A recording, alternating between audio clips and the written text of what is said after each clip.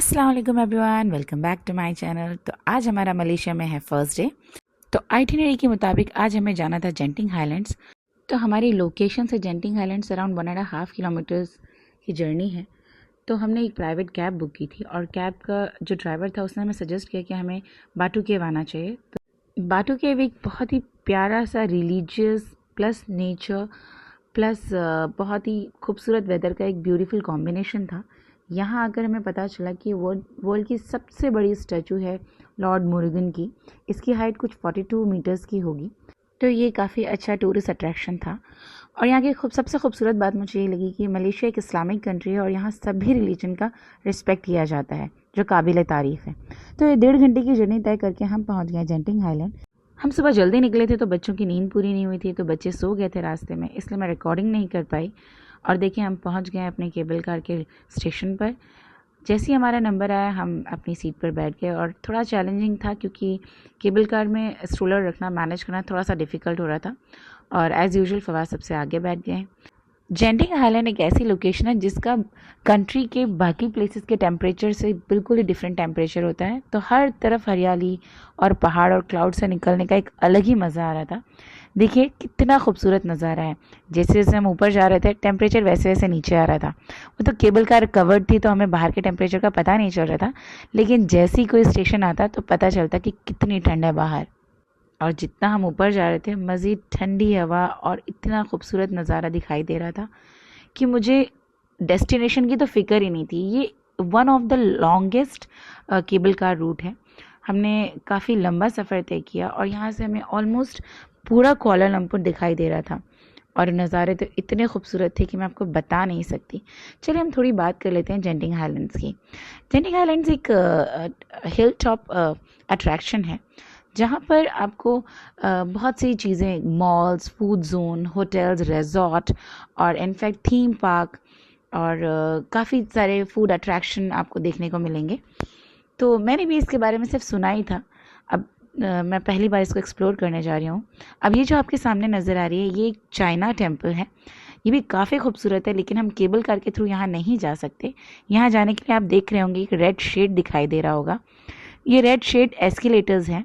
आप जब अपनी पूरी जर्नी कर लेंगे उसके बाद लास्ट में जब आप रिटर्न आए तो अपने साथ आप थोड़ा सा टाइम रिजर्व करके चलें ताकि आप चाइना टेम्पल भी देख लें, क्योंकि बार बार तो ये अपॉर्चुनिटी नहीं मिलती ना। तो हमने भी अपने प्लान के हिसाब से ये डिसाइड किया कि जब हम रिटर्न आएंगे तो हम 1-1.5 घंटे पहले ही वहाँ से निकलेंगे, जिससे कि हम ईज़िली ये टाइम मैनेज कर सकें और टेम्पल को देख सकें। इस रूट में हमें कई स्टेशन मिलते हैं, तो लोग जिनको ऊपर जाना होता है वो आगे अपनी जर्नी कंटिन्यू करते हैं, जिसको हॉल्ट लेना होता है वो यहीं उतर जाते हैं। तो इस तरीके से हमने अपना सफ़र तय किया और देखें दूर से ही हमें नज़र आने लगा ये है थीम पार्क। यहाँ पर बहुत लंबी लंबी राइड्स हैं। ये इसी के लिए फ़ेमस है, लेकिन हम यहाँ नहीं आए। ये बिल्कुल यूनिवर्सल स्टूडियो की तरह ही था और हमने 2 दिन पहले यूनिवर्सल स्टूडियो एंजॉय किया था।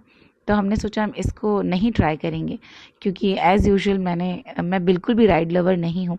फवाद काफ़ी ज़िद कर रहे थे, लेकिन फवाद को अकेले अलाउड ही नहीं था और दानिश को भी राइड्स इतनी ज़्यादा पसंद नहीं है। तो हमने डिसाइड किया हम सिर्फ इसे एक्सप्लोर करेंगे, लेकिन किसी भी राइड में हम नहीं जाएंगे। ये पूरा थीम पार्क है और ये सामने नज़र आ रहा है ये वर्ल्ड का एक लार्जेस्ट रिजॉर्ट है। यहाँ पे बहुत सारे रूम्स, अराउंड 7,000 रूम्स हैं इसके अंदर। और अब हम आ गए हैं मॉल के अंदर।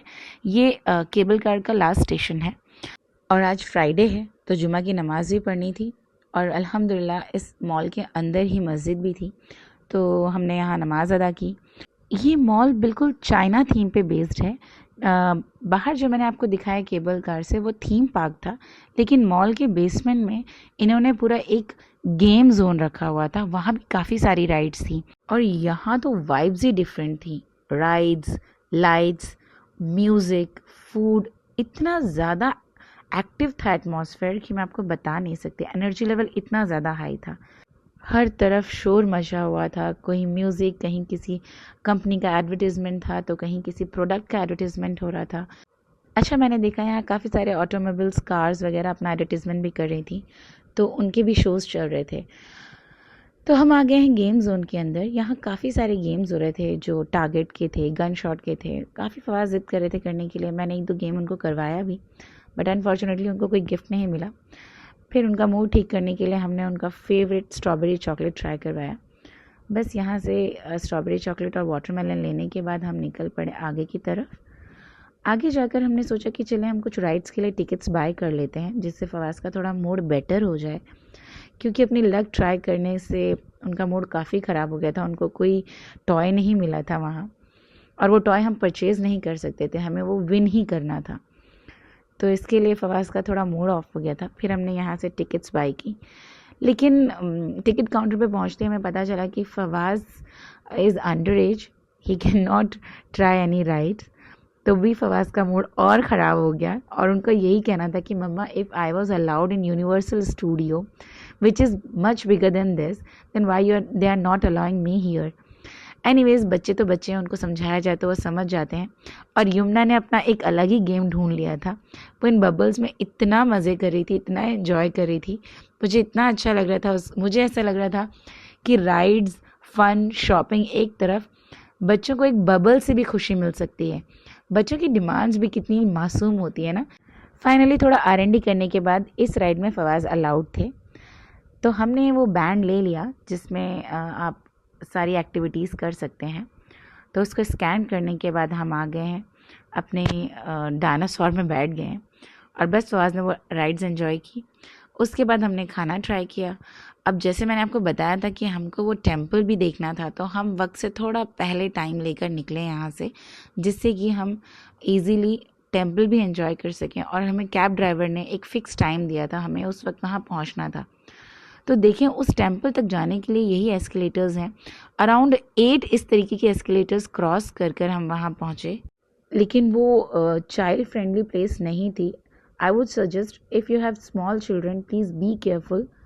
तो यमुना के साथ मुझे एस्केलेटर प्लस स्ट्रोलर प्लस फवाज़, इन सबको मैनेज करना हम दोनों के लिए बहुत चैलेंजिंग हो रहा था। तो बस somehow we have managed and experience the beautiful China temple. लेकिन वहाँ रिकॉर्डिंग अलाउड नहीं थी, उन्होंने कैमरा अलाउ नहीं किया था, तो मैं वहाँ कुछ रिकॉर्ड नहीं कर सकी। फिर हम वहाँ से निकल गए, और इस टूर गाइड से हमारी एक और लोकेशन तय थी। ये हमें लेके जाने वाले थे ट्विन टावर। तो अब हम जा रहे हैं ट्विन टावर की तरफ, जो कि है हमारे होटल के पास डाउनटाउन एरिया में। तो वापस जाते वक्त टाइम हो रहा था शाम के 4, और हमारे बच्चे अब काफ़ी एक्टिव थे। उन्होंने लंच भी कर लिया था, और व्यू भी बहुत खूबसूरत था, तो बिल्कुल आराम से एंजॉय कर रहे थे जर्नी को। तो जाते वक्त मैंने कुछ थोड़ी बहुत क्लिप्स रिकॉर्ड की। देखें कितना खूबसूरत है मलेशिया। मलेशिया में इतनी ग्रीनरी है, और इतनी खूबसूरती से इन्होंने मेंटेन किया हुआ है उसको। लेकिन मैं इस बात पे स्ट्रांगली एग्री करती हूँ कि गवर्नमेंट का काम चीज़ें प्रोवाइड करना और बनाना है, और उसका सही इस्तेमाल और उसको मेंटेन करने का काम पब्लिक का है। नाउ इट्स टाइम फॉर हदीस। बिस्मिल्लाहिर्रहमानिर्रहीम।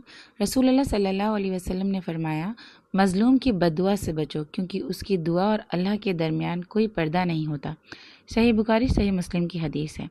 इस हदीस का मतलब बिल्कुल साफ़ है। अगर किसी पे अत्याचार हो रहा हो, जुल्म हो रहा हो, तो प्लीज़ उसकी बद्दुआ से डरें। जब वो बद्दुआ करता है या आपके लिए दुआ करता है, तो दोनों ही सीधे अल्लाह तक पहुंचती हैं।